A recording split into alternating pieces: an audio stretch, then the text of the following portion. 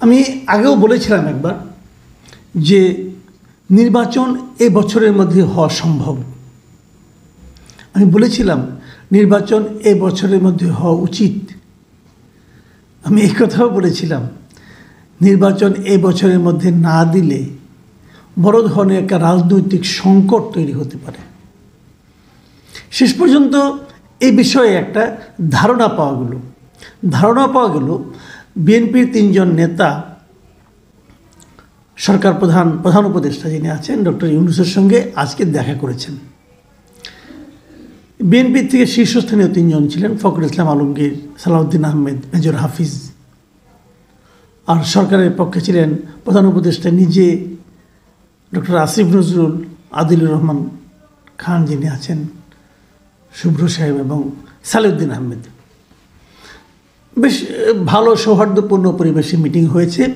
বৈঠক থেকে বের হয়ে মির্জা ফখরুল ইসলাম আলমগীর যে কথাটা বললেন সেটা হলো যে প্রধান উপদেষ্টা তাদেরকে বলেছেন যে ডিসেম্বরের মধ্যে নির্বাচন অনুষ্ঠানের জন্য তারা কাজ করছেন।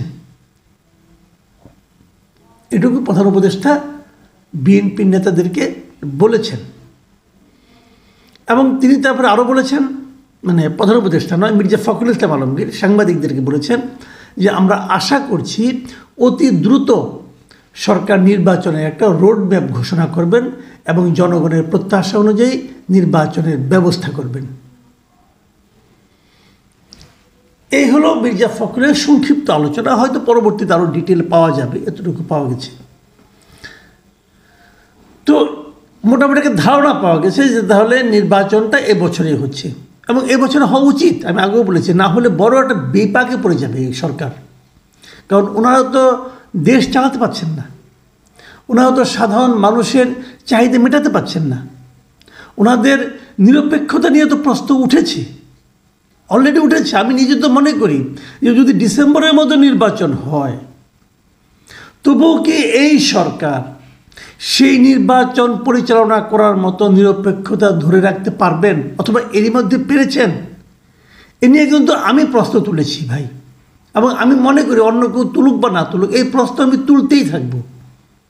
কারণটা আমি আগেও বলেছি যে এই প্রধান উপদেষ্টা নিজেই ছাত্রদেরকে একটা রাজনৈতিক দল করার কথা বলেছেন এবং ছাত্রদেরকে উনি উৎসাহ দিয়েছেন তোমরা একটা দল করো, এবং উনি চান যে ছাত্ররা একটা দল করুক। কারণ উনি যদি ছাত্রদেরকে দল করতে বলেন সেই দলটা যে সরকারেরই একটা দল হবে অথবা ডক্টর ইউনূসের অনুগ্রহপ্রাপ্ত একটা দল হবে, প্রশ্রয়প্রাপ্ত একটা দল হবে, তাতে আর কারো সন্দেহ থাকতেও পারে, আমার থাকবে না। কারণ আমরা তো দেখছি এই দলের সঙ্গে যারা জড়িত হবেন বলে বলা হচ্ছে, জাতীয় নাগরিক কমিটি বলেন, বৈষম্য বিরোধী ছাত্র আন্দোলন বলেন, যাদেরকে বলেন তারা তো সরকারের সঙ্গে খুবই ঘনিষ্ঠ অবস্থায় আছেন। তারা যা বলছে সরকার তাই করে দিচ্ছে। তাদের নেতারা দেশের বিভিন্ন এলাকায় যাচ্ছেন, সেখানে তাদেরকে প্রোটোকল দেওয়া হচ্ছে। প্রশাসনের বিভিন্ন স্তরে তাদের প্রভাব দেখা যাচ্ছে। মন্ত্রণালয়ের বিভিন্ন কমিটিতে এই ছাত্ররা জায়গা পাচ্ছে। তো এরা তো সরকারেরই পার্ট। এখন এই সরকার যদি নির্বাচন পরিচালনা করে সেটা কী করে নিরপেক্ষ হবে বলে আমি বুঝতে পারি না। বরঞ্চ তত্ত্বাবধায়ক সরকারের যে কনসেপ্টটা এতদিন বিভিন্ন রাজনৈতিক দলের মধ্যে উচ্চারিত হতো, সেই কনসেপ্টের তো সুস্পষ্ট লঙ্ঘন আমি ডক্টর ইউনূস এবং তার সরকারের মধ্যে দেখতে পাচ্ছি। আরেকটা কথা বলি, এই সরকারের 3 জন উপদেষ্টা ছাত্র উপদেষ্টা আছেন।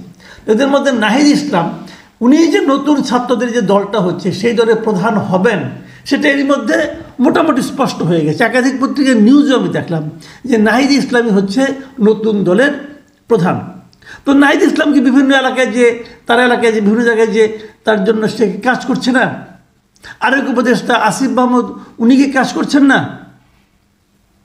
উনি তো করছেন। এই ধরনের একটা ভিডিওতে আমি দেখলাম ওদিন যে আসিফ মাহমুদের পিতা মুরাদনগরে একটা মানে ধর্মীয় সভায় উনি তো স্পষ্ট বলেছেন যে আমার ছেলে দেশের সবচেয়ে গুরুত্বপূর্ণ মন্ত্রণালয়ের মন্ত্রী, সবচেয়ে গুরুত্বপূর্ণ কিন্তু এলজিআইডি মন্ত্রণালয় সবচেয়ে গুরুত্বপূর্ণ এবং প্রভাবশালী মন্ত্রণালয়। এটা ওনার বাবা আবার এলাকার লোকজনকে বলেছেন যে ওনার ছেলে সবচেয়ে গুরুত্বপূর্ণ মন্ত্রণালয়ের মন্ত্রী এবং ওনার ছেলে কয়টা মসজিদে কত টাকা দিয়েছেন, কোথায় 10 লক্ষ টাকা দিয়েছেন, সমস্ত কাহিনী উনি বর্ণনা করলেন। তারপরে উনি বললেন যে আপনারা চাইলে আমার ছেলে এখানে নির্বাচন করবে। এটা তো সুস্পষ্ট নির্বাচনী প্রচারণা হয়ে গেল। কে করলেন? রাষ্ট্র ক্ষমতায় থেকে, সরকারের থেকে একজন উপদেষ্টা।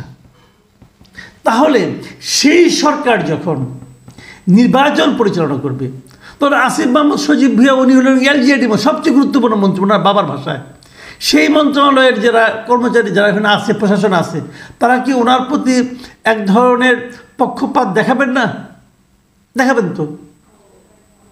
তাহলে কিভাবে হবে একটা নিরপেক্ষ নির্বাচন? কীভাবে সম্ভব? যা হোক, তারপরে নির্বাচনের আয়োজনে চলছে। নির্বাচনের সময় এই সরকারই থাকবে কিনা আমি জানি না, নাহলে কী করবে। এই সরকারের মধ্যেও শুভবুদ্ধি উদয় হতে পারে।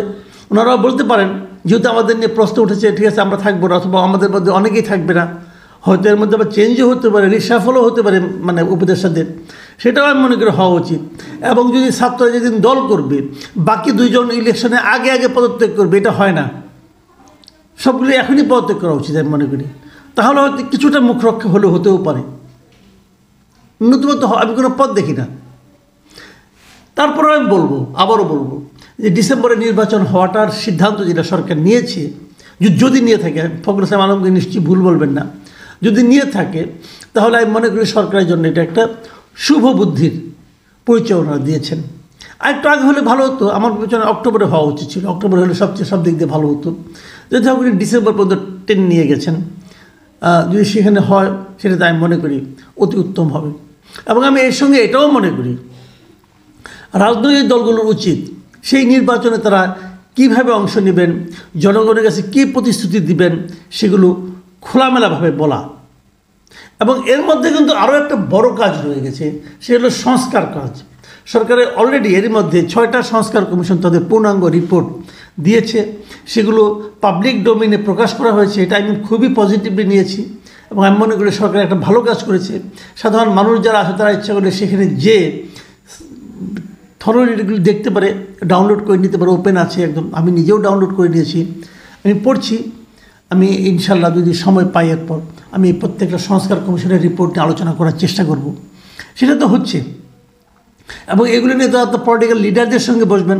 পলিটিক্যাল লিডাররা কীভাবে রিয়্যাক্ট করেন, তারা কী কী প্রস্তাব দেন, সেই প্রস্তাবের বিরোধটা কোন পর্যন্ত যায়, সেটাও দেখার ব্যাপার আছে।